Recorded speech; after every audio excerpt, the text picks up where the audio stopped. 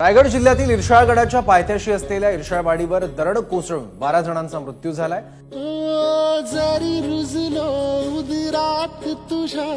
कुशीत तुझ्या घडलो स्वार्थाचे तट बांधत सुटलो अनवैरी तुझे ठरलो